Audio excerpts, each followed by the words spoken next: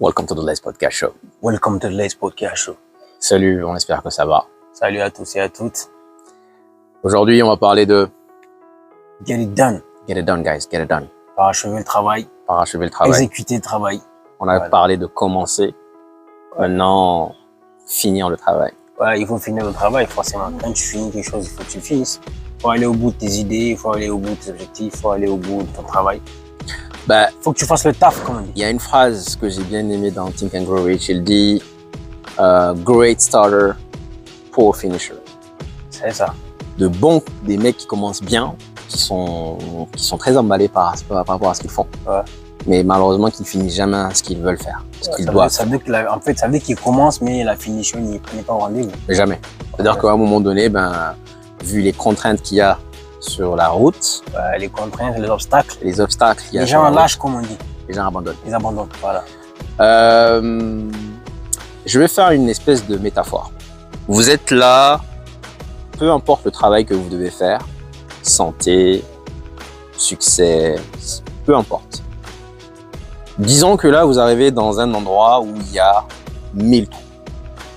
Ok. Dans les 1000 trous, dans l'un de ces trous, il y a la santé. Ouais. Dans l'autre, il y a le succès. Dans l'autre, il y a l'argent. Maintenant, si vous avez de la chance, vous pouvez creuser et tomber sur le premier trou. Vous allez tomber sur la santé, en tout cas sur l'objectif que vous recherchez. Sachant que c'est premier trou sur 1000. S'il a de la chance. Bien sûr. Donc mais ça, sur 1000. Mais ça peut aller jusqu'à 1000. Voilà. Cela signifie que prenez votre pelle et dites-vous dans la tête que vous avez 1000 trous à creuser. Si vous avez de la chance, vous allez tomber sur le deuxième, sur le troisième. Ou le quatrième, ou le cinquième. Ou le millième. Mais le tout, c'est de finir ce que vous avez commencé. Du coup, tu me ramènes, excuse-moi de te couper, tu me ramènes à ce qu'on avait parlé, ce dont on parle à chaque fois. Consistency. Simple. Voilà, perspicacité. C'est aussi simple que ça. On commence et on termine. Et pour cela, il y a une chose à faire. C'est ce qu'on appelle une deadline. Ouais.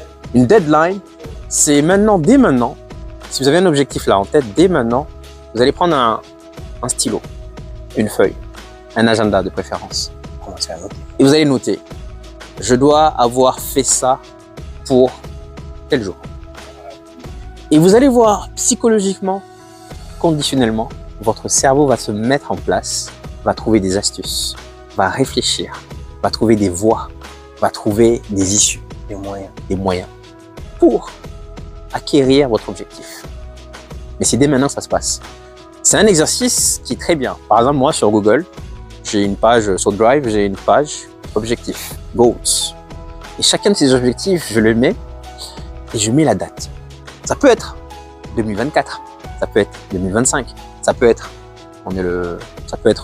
2 novembre, 2 octobre, 24. Pourquoi? Tout dépend en tout cas du délai que tu t'es donné. Tout dépend bien sûr, je ne vais pas venir dire je vais être millionnaire le 2 novembre. Ça, il faut bien sûr avoir des deadlines réalisables. Ouais, il faut être réaliste quoi, dans l'espace et dans le temps. C'est ça. Donc l'idée c'est vraiment écrire ce que vous avez comme objectif à faire, le mettre en place et laisser faire votre cerveau. Tous les soirs quand vous allez dormir, pensez à votre objectif. Comment je vais y arriver? Quand on se donne le moyen, on y arrive. As the saying goes, when there is a will, there is a way. Step by step, little by little. Simple as that. C'est ça. Simple as that. Ce qui est intéressant dans ce que tu viens de dire là, c'est que quand tu te fixes un objectif, évidemment, tu as un délai. Donc, le délai que tu te mets, comme on dit, tu as un timetable, tu coches. Voilà, à telle date, il faut que j'ai atteint tel cap au niveau de mon objectif. Maintenant, dans 3 mois, je fais, un summary, un résumé globalement. Je suis à combien de pourcents de mon objectif? État des lieux, voilà, tu le fais.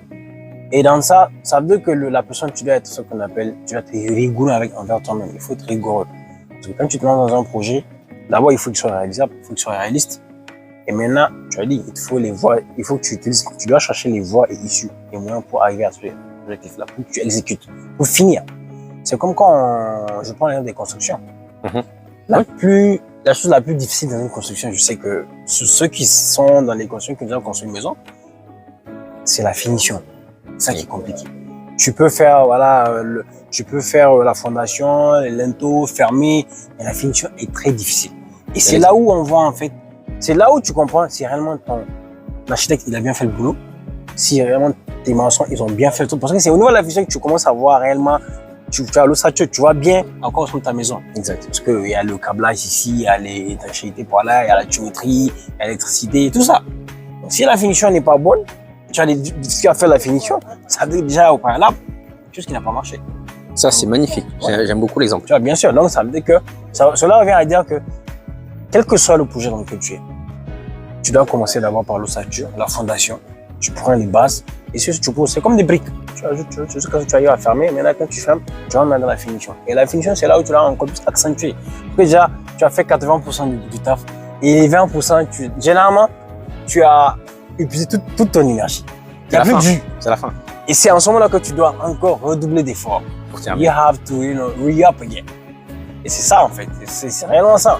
Voilà. Si vous voulez, je vais faire une autre métaphore, ça sert à rien de participer à une course où tu sais que tu peux pas gagner, quoi. Où tu sais que tu vas jamais franchir la ligne d'arrivée. Donc, voilà. Ça sert à rien de participer à un 100 mètres ou à un 200 mètres ou à 1000 mètres si vous savez qu'à la fin, vous avez déjà abandonné. Parce que tu peux pas tout, c'est pas tout projet que tu peux réaliser en un temps encore. Avoir des deadlines objectifs et réalisables, voilà, c'est important.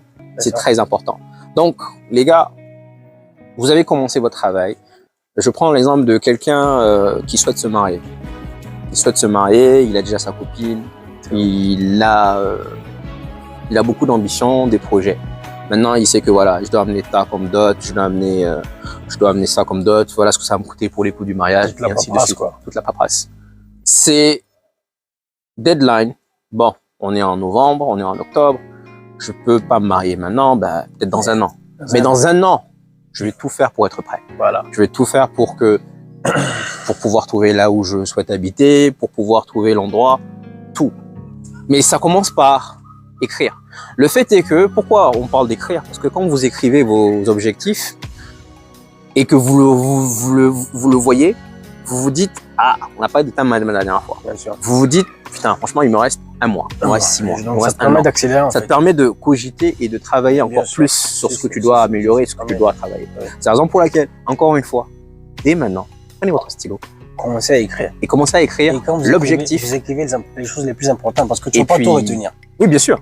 Généralement, les choses les plus importantes, dès que ça vient d'un déclic, tu écris en même temps. Tu as un bloc quand tu écris, sinon tu vas oublier. Et quand tu oublies, tu peux pas encore revenir sur la même idée en fait. Tu peux pas te rappeler là. Si tu rappelles l'idée ou bien la chose, tu ne pourras pas l'exécuter de la même façon. C'est pour ça que écrire c'est bien. Voilà. Moi, j'écris pas. Bon, moi, je le mets sur Drive. Bien voilà, sûr, sur Google Docs. Notes, voilà. Sur Google Drive, je viens et tous les jours je fais un check-up. Tous les jours je fais un check-up. J'ai la liste de mes objectifs et je sais où j'en suis. C'est ça en fait, comme il a dit tout à l'heure, l'état de lieu tout à l'heure. Et dans chaque projet, quand tu avances, bon, tu as des daily goals, weekly goals, monthly goals, yearly goals. Voilà, ça dépend. Tu as des objectifs journaliers. Voilà, cette journée-là. Journalier.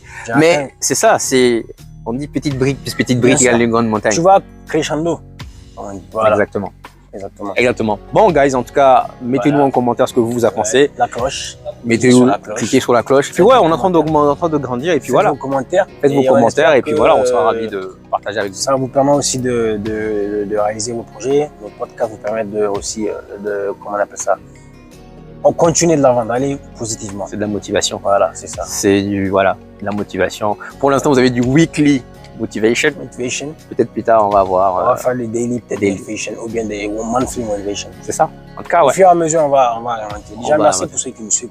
Merci, honnêtement. Merci pour les partages et sincèrement, c'est très bien. Et sur la diaspora, merci à vous, les gars. Qui nous a fait le shout-out. Bien, la diaspora qui nous a fait un shout-out là, qui nous a contacté. Oui. Merci à lui, merci. Allez, peace. Ciao.